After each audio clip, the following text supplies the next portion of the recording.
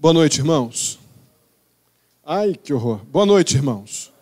Uxa, melhorou muito. Vamos abrir nossas Bíblias lá no Evangelho de Lucas, capítulo 8. Vamos continuar nossa jornada no ministério de Cristo Jesus na Galileia. Uma fase importantíssima do ministério público de Jesus.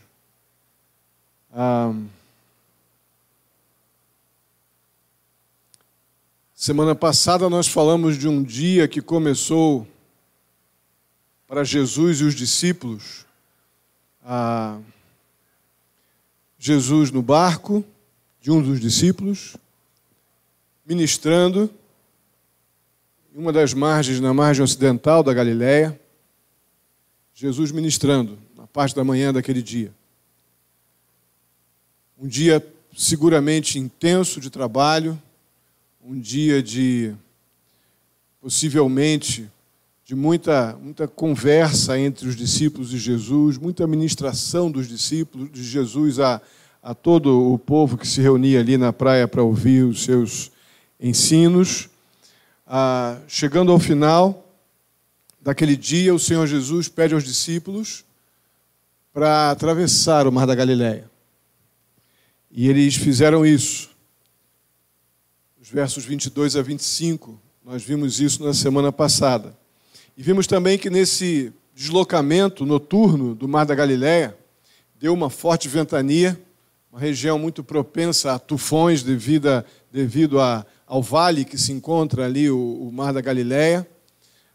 Forma uma corrente de vento muito forte, que fazem ondas muito grandes, e os discípulos se viram apavorados enquanto Jesus, cansado, dormia no fundo do barco, tranquilamente descansando. E trabalhamos a questão do medo daqueles homens. Isso levou Jesus ao despertar diante do pânico que aqueles homens estavam. Jesus apacenta ali o mar, os ventos, e confronta aqueles homens, perguntando: onde é que está a fé de vocês? Aquela fé que vocês receberam para crer em mim, onde é que ela foi parar? Lembram disso? Semana passada.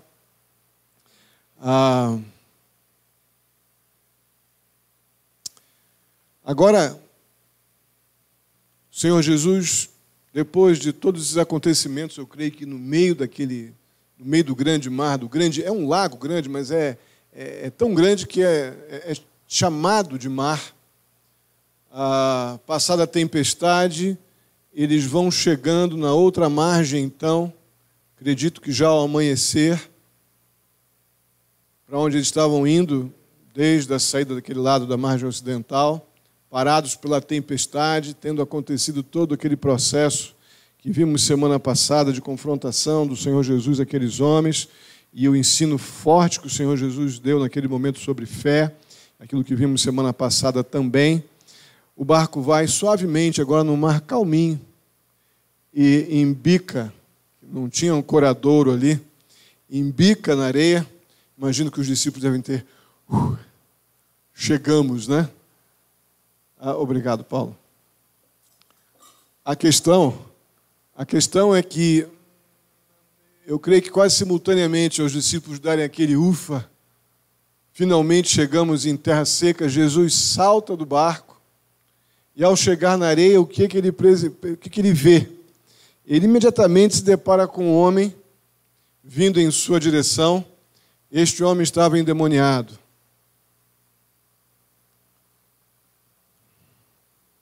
E vamos ler então os eventos deste momento, dos versos 26 até o verso 39. Acompanhe comigo. Navegaram para a região dos Gerazenos, que fica no outro lado do lago, frente à Galileia. Quando Jesus pisou em terra, foi ao encontro dele o endemoniado daquela cidade. Fazia muito tempo que aquele homem não usava roupas, nem vivia em casa alguma, mas nos sepulcros. Quando viu Jesus, gritou, prostrou-se aos seus pés e disse em alta voz: que queres comigo, Jesus, Filho do Deus Altíssimo? Rogo-te que não me atormentes. Pois Jesus havia ordenado que o espírito imundo saísse daquele homem. Muitas vezes ele tinha se apoderado dele, mesmo com os pés e mãos acorrentados, e entre os cuidados de guardas, quebrava as correntes e era levado pelo demônio a lugares solitários. Jesus lhe perguntou: qual é o seu nome? Legião, respondeu ele, porque muitos demônios haviam entrado nele e imploravam-lhe que não os mandasse para o abismo. Uma grande manada de porcos estava pastando naquela colina. Os demônios imploraram a Jesus que lhes permitisse entrar neles, e Jesus lhes deu permissão. Saindo do homem, os demônios entraram nos porcos, e toda a manada atirou-se precipício abaixo em direção ao lago e se afogou. Vendo o que acontecera, os que cuidavam dos porcos fugiram e contaram esses fatos na cidade e nos campos. E o povo foi ver o que havia acontecido. Quando se aproximaram de Jesus, viram que o homem de quem haviam saído os demônios estava sentado aos pés de Jesus, vestido e em perfeito juízo, e ficaram com medo. Os que tinham visto contaram ao povo como o endemoniado foi curado. Então todo o povo da região dos Gerazenos suplicou a Jesus que se retirasse, porque estavam dominados pelo medo. Ele entrou no barco e regressou. O homem de quem haviam saído os demônios suplicava-lhe que o deixasse ir com ele, mas Jesus o mandou embora, dizendo: volte para casa e conte o quanto Deus lhe fez. Assim o homem se foi e anunciou na cidade inteira o quanto Jesus tinha feito por ele. Vamos orar? Santo e amado Deus, muito obrigado, ó Pai, mais uma vez, por estarmos aqui reunidos para Te adorar, para Te bendizer, ó Deus. Aceita nosso culto, aceita a nossa adoração e fala, Pai querido, em nome de Jesus, pela Tua palavra aos nossos corações. Assim eu te peço, em nome de Jesus. Amém. No verso 27, o verso 27, na verdade, ele nos indica que este homem, ele já estava há algum tempo nessa situação deplorável, devia ser um daquelas pessoas, daqueles indigentes que vemos pelas ruas, com agravante de que era público e notório que ele era um homem possuído por demônios. Ele tinha um estado de loucura, o texto diz que ele vivia nu, e essa região próxima à cidade da Galileia, na verdade estava mais próxima de Decápolis, eram duas cidades próximas na região ali da Galileia. Gadara também. Essa expressão que vemos aqui, Genezaré, é como se fosse um bairro de Gadara. Nós geralmente chamamos esse momento aqui, esse homem de o Gadareno, não é? Mas você vê que a cidade que é mencionada aqui é Genezaré. Alguns dizem que é a mesma coisa, é apenas uma questão de tradução. Isso é possível também. O fato é que esse homem aqui era conhecido, e os loucos, os possuídos, os doentes, os leprosos, eles ficavam geralmente do lado de fora das cidades. E esses aqui em particulares ficavam nas encostas das montanhas, que era uma região muito montanhosa, aquela ali. Por isso o texto fala de sepulcros no verso 27, porque as cavidades, as rochas eram cavadas e ali eram colocados mortos também. E esses homens, essas pessoas que eram um perigo dentro das cidades, porque eles, nas suas loucuras, poderiam atentar contra a segurança das pessoas, eles eram banidos, então, da cidade, colocados nesses locais, né, ermos, para estarem morando, vivendo, então, nessas cavidades das rochas, das encostas, também chamadas aqui de sepulcros, porque é muito provável que fosse também um cemitério de indigentes, não é? Essa região aqui. Então vocês percebam que a situação deste homem é ruim. Apenas a título de ilustração, Mateus, esse mesmo texto, em Mateus 8, vai ser dito ali de 2 homens, e não um, 2 homens indo até a praia e recebendo Jesus ali assim que Jesus desce do barco. E Lucas e Marcos vão mencionar apenas um homem. É muito provável que tenha havido de fato 2 homens, mas apenas um. Os eventos se deram apenas com um homem. Por isso aqui ele deve ter ficado talvez mais distante.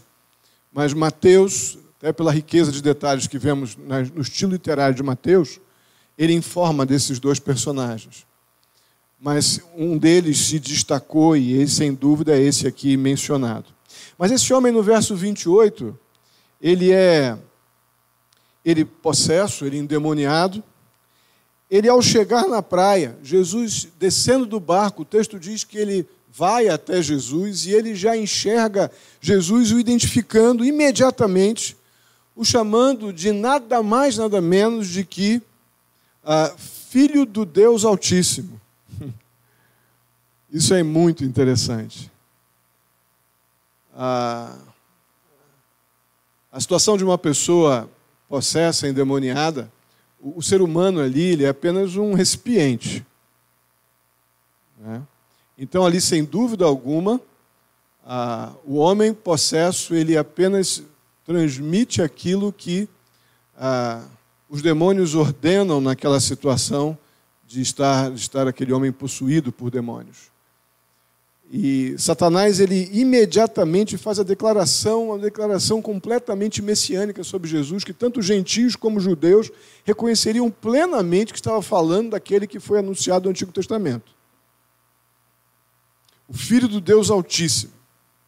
E quando nós vemos aqui, ainda no contexto do verso 28, que Jesus ordenou aos demônios que saíssem do homem, e aquele homem ali, ele é identificado, ou ele se identifica quando Jesus o argui como legião.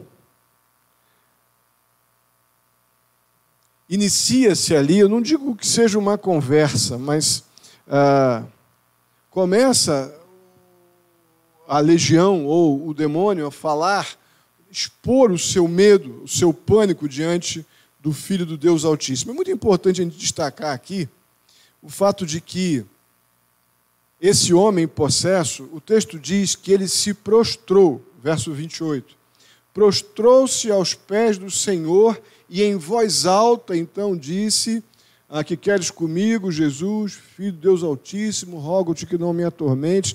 Esse momento aqui, apenas para a gente destacar no texto, onde ele se prostra aos pés de Jesus, não tem nada a ver com ato de adoração aqui. Não é Satanás adorando a Jesus. Isso aconteceu no homem liberto mais tarde. Mas agora não. Aqui é simplesmente o contexto de medo. É pânico. Os demônios temiam o que aquele que eles sabiam que estava diante dele poderia fazer com eles. Então não tem nada de adoração aqui, é pânico dos demônios mesmo. Eles reconhecem a identidade de Jesus, mas eles reconhecem também a superioridade de Jesus, a autoridade, o poder de Deus em Jesus. Isso os deixa numa situação de pânico mesmo. Eu creio que eles têm a percepção de que algo muito terminal pode acontecer com eles na manifestação do Filho de Deus. E numa só palavra, então, se eu pudesse resumir, como já pré-anunciei aqui, a emoção, o sentimento, o que eles expressam aqui é medo. Total pânico. E é interessante relacionar o fato de que os discípulos lá no barco, quando a tempestade apareceu e surgiu, e eles também ficaram apavorados, eles tiveram medo. Mas eles tiveram medo porque eles não perceberam a presença de Deus ali no barco com eles, na pessoa do Senhor Jesus. Aqui já os demônios, eles têm medo. Porque eles sabem que Deus está presente ali na frente deles. Olha que coisa, né? Coisa curiosa.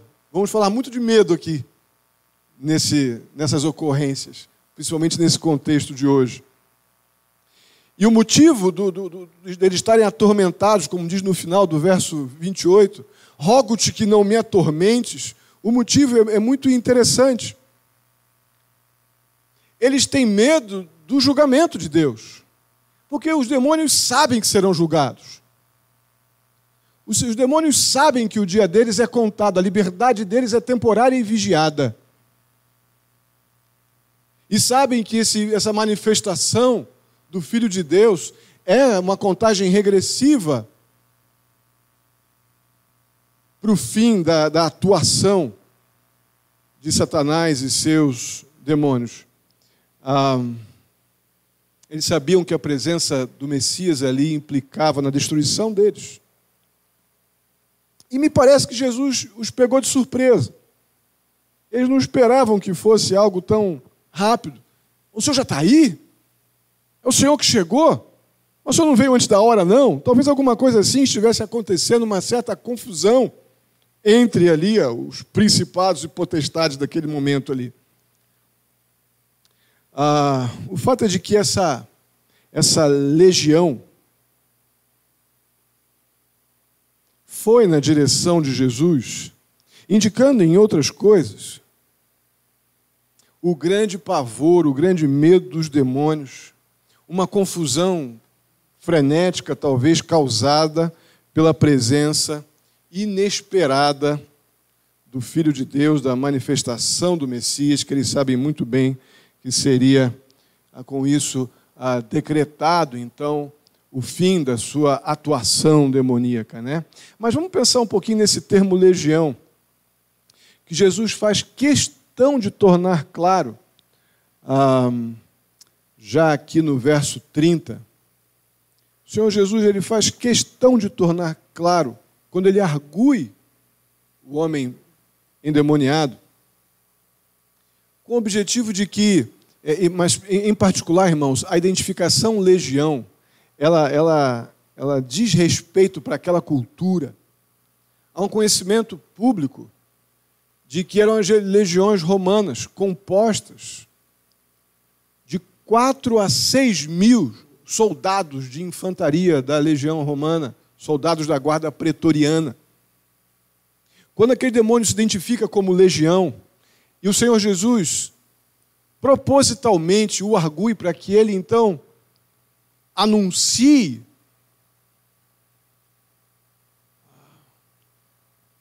o impacto daquele momento, a grandeza daquele momento, não foi algo simples, foi algo extremamente sério, importante, dentro do ministério público de Jesus e para aquelas pessoas que testemunhariam o que aconteceu ali e para o próprio ensino dos discípulos que estavam presenciando tudo isso ali ao lado do Senhor Jesus. Jesus não precisava fazer nenhuma pergunta para o demônio para então poder expulsá-lo, como é muito comum na nossa cultura, né? Demônio, qual é o teu nome? Você vai fazer o quê? Onde você trabalha? E começa, né? Qual é o tipo sanguíneo? Isso é bobagem. A questão aqui foi completamente única, com um propósito exclusivo de deixar clara a complexidade, a grandeza daquele momento e o estrago que Satanás faz na vida de uma pessoa. Então, é completamente didático esse momento. Nos versos 31 e 33, nós percebemos um grande problema escatológico por parte da legião. Estão completamente confusos quanto à vinda do Senhor Jesus. Precisam estudar a escatologia, né? Para poder entender as fases direitinho. Quando o Senhor Jesus vem como supremo juiz, não é aqui, né? Não é aqui, mas eles acham que a escatologia deles é confusa. Os demônios, então, estavam com medo de quê? Estavam com medo de ir para o abismo. Um monte de texto de Apocalipse, um monte de texto nas cartas de Paulo que fala o destino de Satanás. E Satanás sabe disso. E sabendo, então, que diante do próprio Deus com autoridade e poder para tirá-los daquele homem. Ele sabia que ele ia perder aquela habitação ali. O que eles pedem? Eles pedem para entrar numa manada de porcos que passou perto assim. Eles queriam, na verdade, permanecer no território. Eles queriam continuar naquela área de pessoas que eles podiam que o Satanás podia subjugar da forma como subjugava aqueles homens ali, como se tivesse um controle territorial, vamos dizer assim. E quando se fala em manada de porcos naquela cultura, algumas coisas a gente tem que pensar. Como o porco era um animal imundo, aquilo aí devia ser uma região cheia de gentio, porque o judeu não ia cuidar de porco. E uma manada de porcos devia ser alimento para toda uma comunidade gentia daquela região. Provavelmente, pelo menos 2.000 porcos ali. Mais uma vez, vemos a complexidade do momento. A legião, então, composta de, provavelmente, talvez seja apenas uma metáfora, mas se pensar no efetivo de uma legião romana, de 4.000 a 6.000 homens de guerra, para 2.000 porquinhos. Então ia ter porco acumulando demônio, né, se for usar apenas numericamente a coisa. Então acredito que estejamos falando de uma figura de grandeza, né, de linguagem. Mas a coisa era tensa, difícil. E sabemos que o Senhor permite, então, concede o pedido dos atormentados demônios, que são então lançados ou colocados, ou saem do homem e vão para os porcos, e ali se lançam no precipício, no mar, e morrem. Chegamos nos versos 34, a primeira parte do verso 35. A gente percebe que os cuidadores dos porcos ali estavam em choque. Eles presenciaram tudo isso. Em choque mesmo. Imagina a cena, gente. Eu fiquei tentando visualizar isso aqui. Porque na leitura você passa meio rápido, né? Eu fiquei tentando enxergar esse cenário. Isso não deve ter sido rápido. Isso deve ter sido um processo desgastante. Não que Jesus ficou implorando para o demônio sair, não. Mas um processo difícil para quem assistiu, não para Deus. Até pelo fato de que o alimento de muitas pessoas estavam se jogando pelo precipício e iam ficar sem comida, pelo menos sem carne, por um bom tempo. Então não foi uma situação simples. Foi uma situação tensa e inexplicável para incrédulos. Difícil de entender. Porque até então o que eles sabiam é de pessoas ficarem possessas e ficar por isso mesmo. Ora estavam bem, ora estavam mal, ora estavam se cortando com pedras, como diz aqui no texto, ora estavam nus, ora estavam sentados na porta das cidades pedindo esmolas, sujos. Mas, de repente, ver aquele homem ser liberto de uma forma estranha por um homem que até então estava ainda numa fase inicial do seu ministério público. Coisas muito chocantes acontecendo. Aqueles homens, então, ali que cuidavam daqueles porcos, para cuidar de 2.000 porcos, não eram poucos, não. Devia ter um grupo bom de homens ali trabalhando. E eles ainda meio atônitos, chocados, eles saem dali e vão para as cidades mais próximas ali, para as pessoas, para as aldeias próximas, e vão falando, gente, aconteceu um negócio de louco ali. E começam a contar, vemos isso nos versos 34 até o 35, a primeira parte dele. Contar uns para os outros, e eles correm para aquela região. As pessoas, os moradores ali da circunvizinhança, correm para aquela região. E nessa segunda parte do verso 35, eles chegam próximos aonde Jesus estava. Eles viram aquele homem conhecido na cidade como um louco, desvairado, possesso, sujo e nu. Eles veem aquele homem simplesmente bem, vestido, sentado ao lado de Jesus, então, o seu libertador.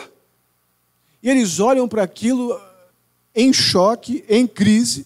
E no verso 36...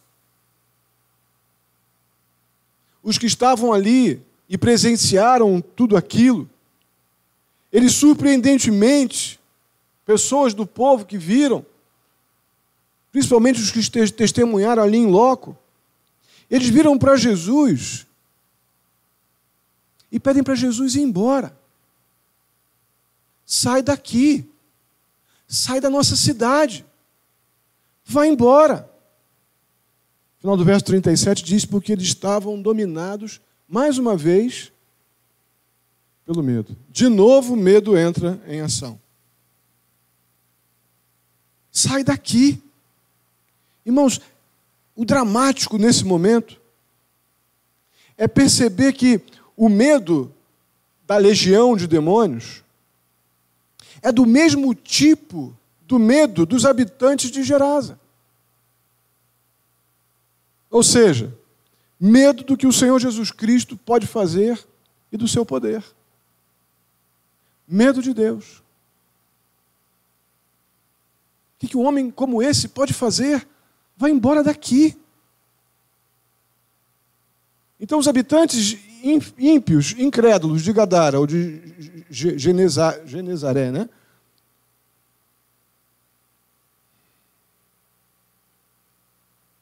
E aquela legião de demônios que estavam naquele homem, estavam agora tendo o mesmo tipo de medo. Medo do poder transformador de Deus. Eles não podiam olhar para aquele homem e ver o bem que Deus produziu.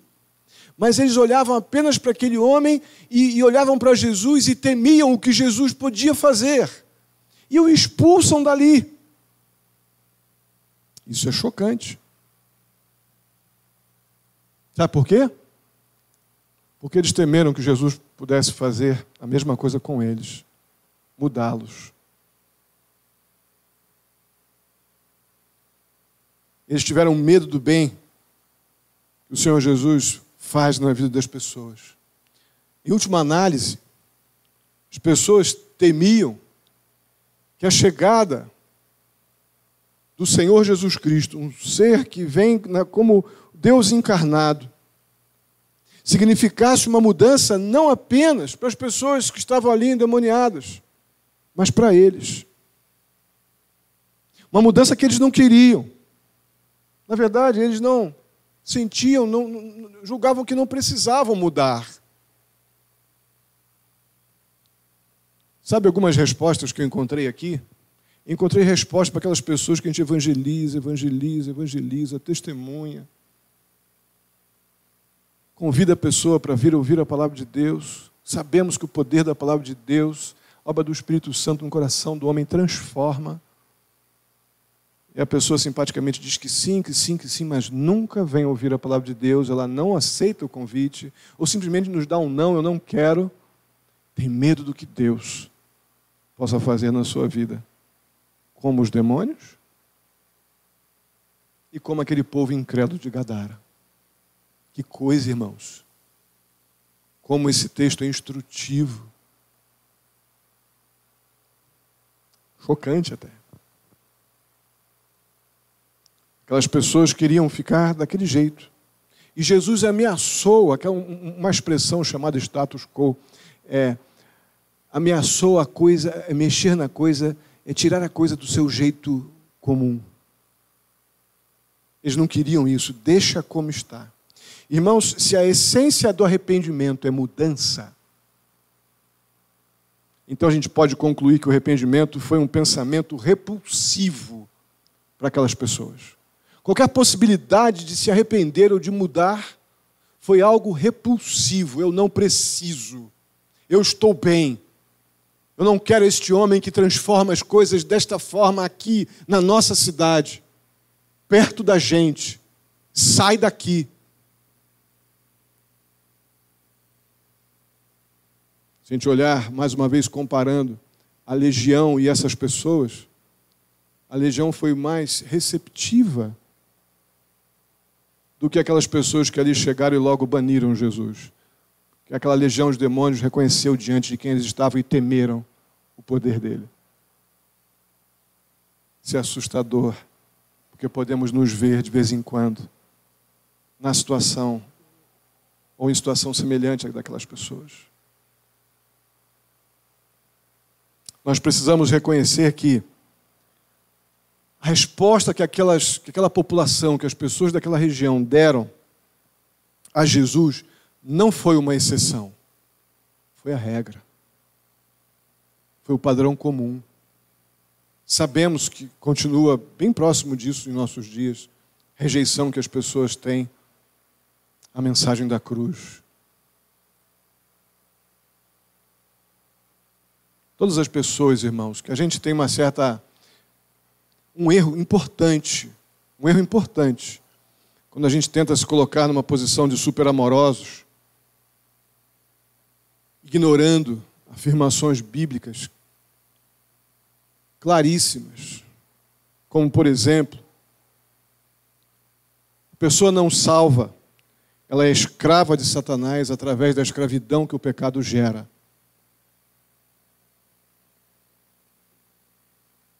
Eu poderia dar uma lista de muitos versículos. Estou tratando apenas com um princípio. Esse texto nos mostra, irmãos, a condição miserável de uma pessoa controlada por Satanás. Então, uma pessoa escrava do pecado, ela está debaixo dos serviços de Satanás.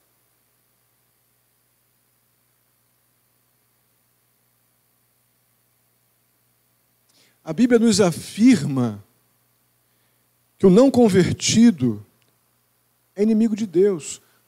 Vai relembrar lá Romanos, capítulo 1, versos do 28 ao 30. Depois Romanos, capítulo 5. Depois Colossenses, capítulo 1. Depois Hebreus, se eu não me engano, capítulo 5 de novo. O homem sem Deus, ele é inimigo. O não convertido é inimigo de Deus. O ser humano, ele revela a sua hostilidade natural para com Deus de muitas formas. Muitas formas. A primeira delas é quando ele rejeita descaradamente o paciente convite de Deus. Eu vou aqui fazer uma correção nessa minha afirmação.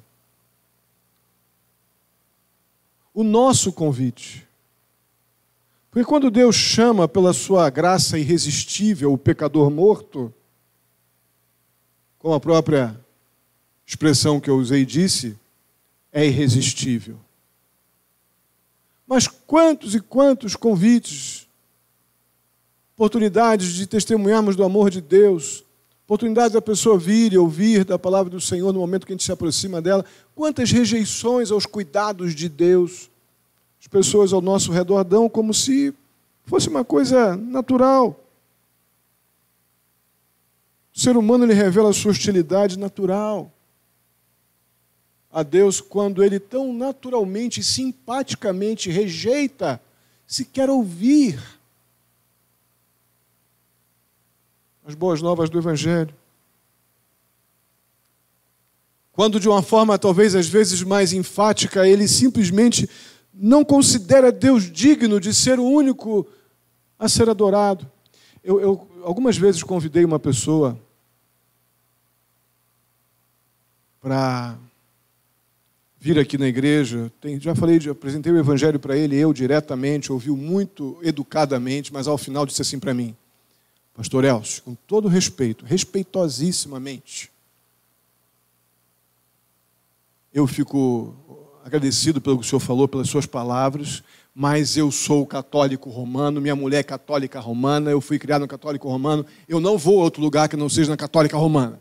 Tá bom, pastor? Então não me chama mais não.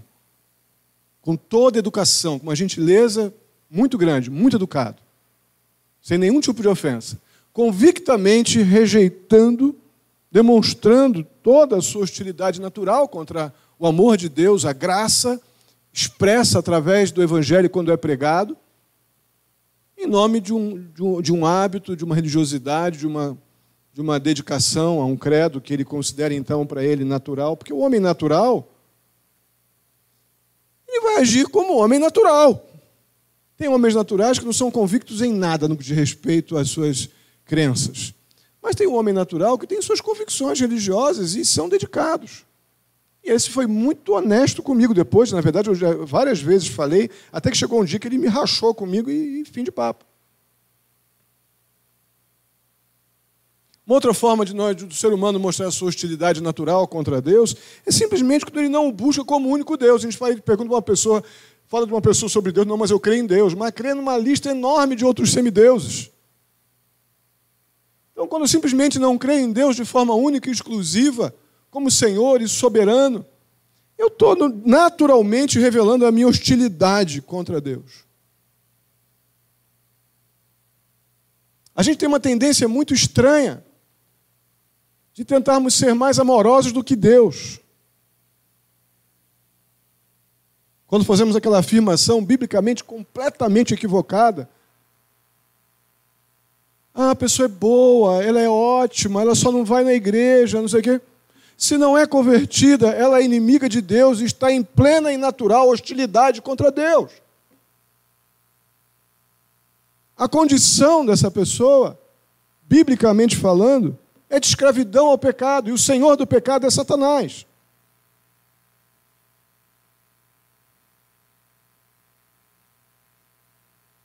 Irmãos, mesmo para um crente, e aqui que vem a parte assustadora dessa mensagem.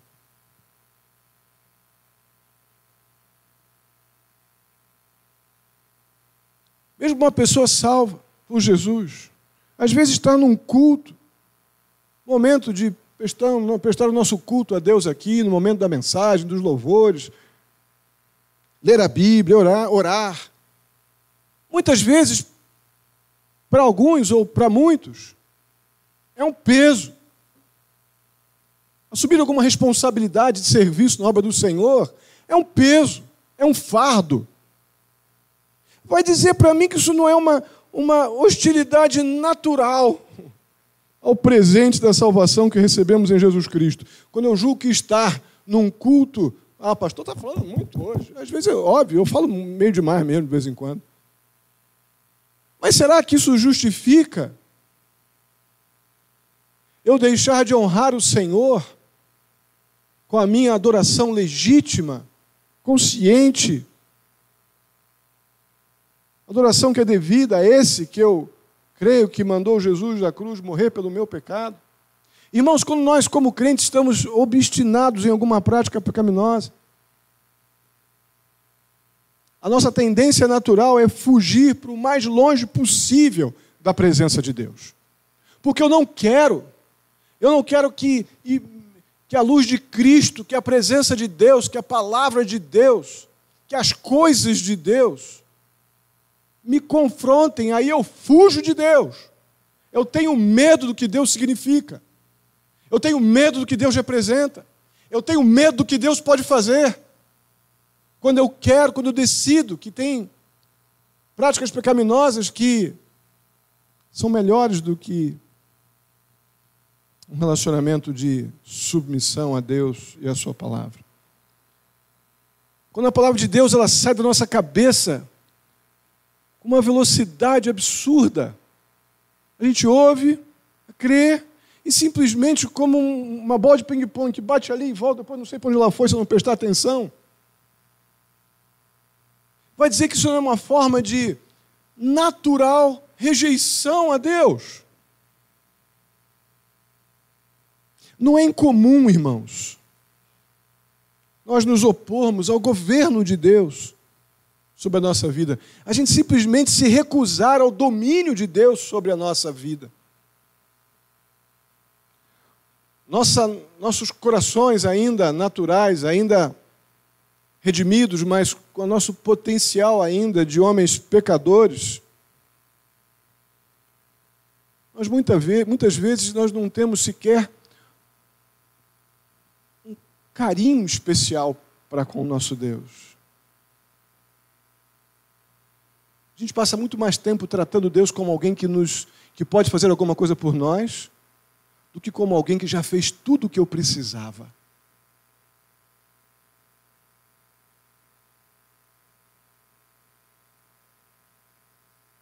Irmãos, por natureza pecaminosa, o amor de Deus não está em nós.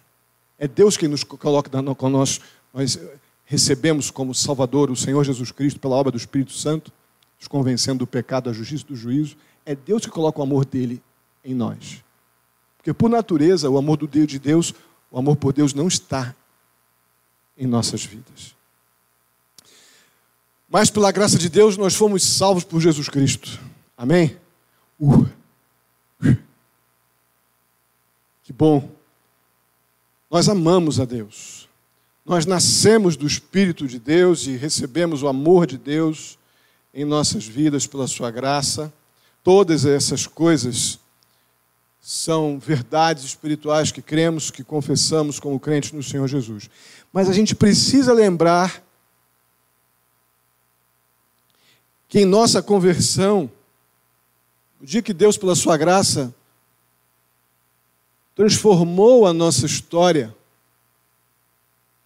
a nossa natureza humana, ela não foi aniquilada. Resta ali um vestígio da nossa natureza caída. E é com esse vestígio da natureza caída que há a nossa luta.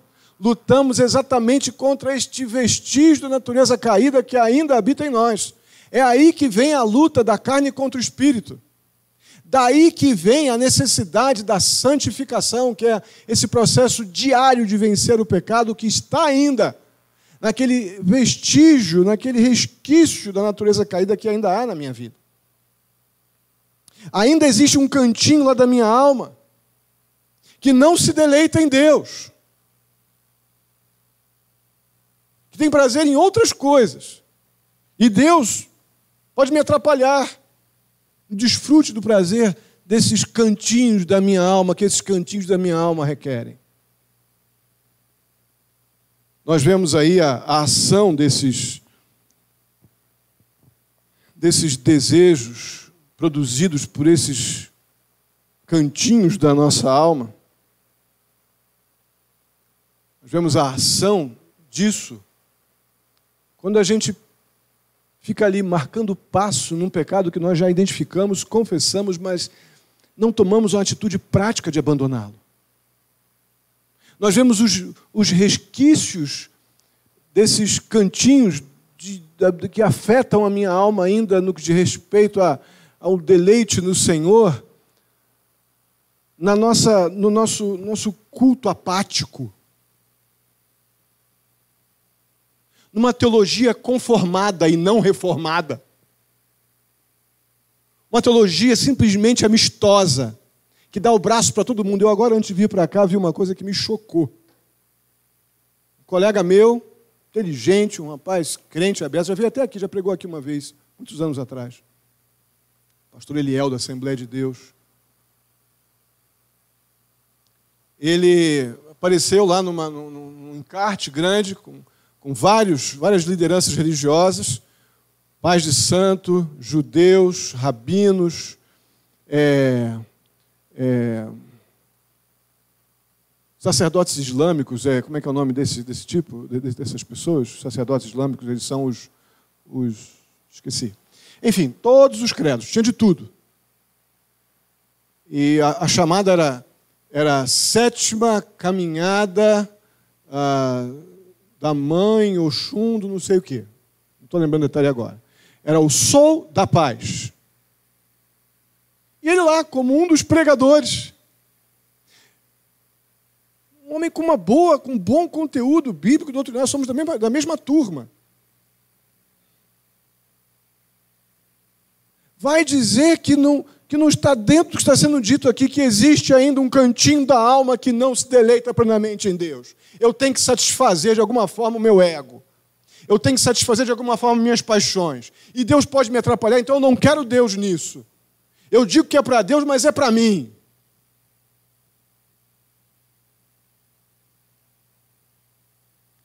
Coisa séria. Que drama. Mas no verso 38, a gente vê que aquele homem foi liberto pela graça salvadora de Deus através de Jesus. Aquele homem transformado, ele agora tem o Senhor Jesus como aquele que ele adora e serve. E ele vendo que Jesus, uma vez sendo convidado a sair daquela região e não voltar mais, ele diz: Senhor, eu quero ir contigo. Não me deixa aqui não. Algumas coisas algumas pessoas especulam que ele queria ir com Jesus com medo dos demônios voltarem tudo de novo. Alguns dizem isso. Mas eu não creio, não. Ele está simplesmente amando o seu Salvador. Ele quer estar do lado dele. Ele quer andar com o Senhor Jesus. Aí o Senhor Jesus, pela primeira vez no seu ministério público, até então, os milagres que ele vem realizando, ele diz, fica quieto, não fala nada, ainda não é hora. Pela primeira vez ele diz assim, vai para a tua região, vai para a tua casa e conta para todo mundo. Pela primeira vez no ministério público de Jesus. Vai e conta para todos eles que aquele que Deus enviou, o Deus encarnado, o Senhor Jesus Cristo, o Messias esperado, ele tem poder para curar, para libertar as pessoas que estão encarceradas pelo pecado e pelos demônios. Ele veio para libertar o cativo das prisões. Ele veio para pregar as boas novas do Evangelho, para aquele que crê ser salvo e não ser mais súdito, escravo da morte e do pecado. Vai e conta para eles. Irmãos, isso é um espetáculo.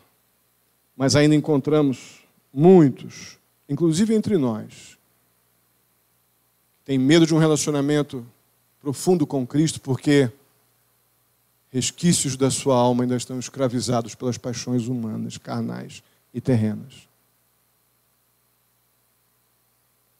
É possível que todos nós, em algum momento, tenhamos tido medo, um medo pecaminoso de Deus. Não tem nada a ver com temor ao Senhor. Às vezes a gente pode ter medo do poder de Deus para nos livrar do pecado, porque tolamente a gente supõe que estaremos perdendo alguma coisa se determinada prática pecaminosa nos for tirada. Tolice. Esse medo pecaminoso de Deus, ele sempre vai se esforçar para nos afastar da obra transformadora de Deus na nossa vida, mediante a sua palavra, mediante uma vida dependente dele. E esse medo também ele tem o poder de nos manter apegados completamente ao pecado, como se o pecado fosse bom.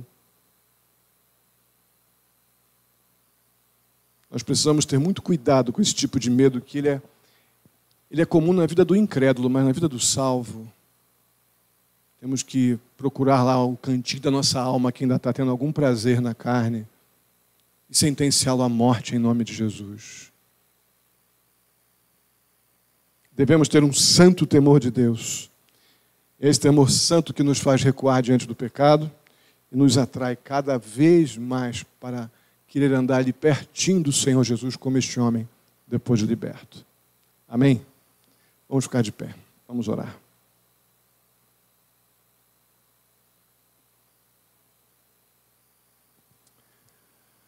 Pai querido, muito obrigado. Muito obrigado, Pai, porque diante desse cenário tão terrível, tão chocante, que mais nos choca ao final deste texto,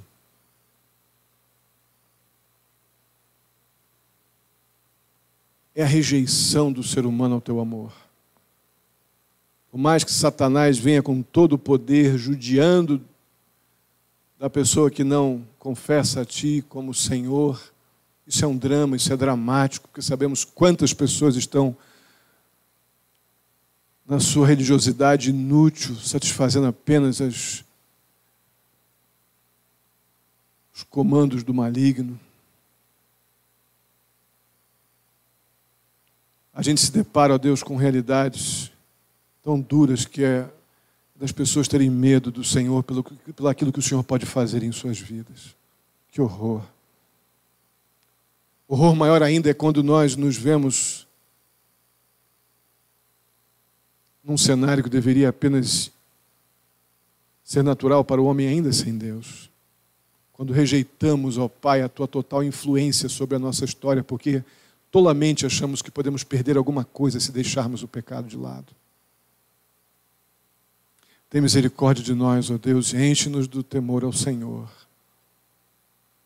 Jamais nos deixemos de nos apegar ao Senhor e à Tua palavra, estarmos completamente expostos à Tua palavra para que possamos ser totalmente confrontados por ela, que o nosso pecado seja exposto pela luz de Jesus.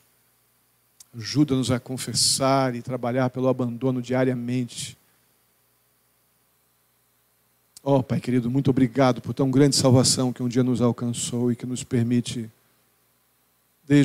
vislumbrar, ó Deus, as bênçãos espirituais que estão por vir e a vitória presente que podemos ter sobre o pecado.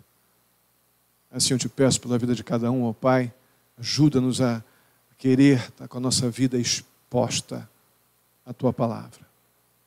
Em nome de Jesus. Amém. Vamos orar, irmãos, uns com os outros.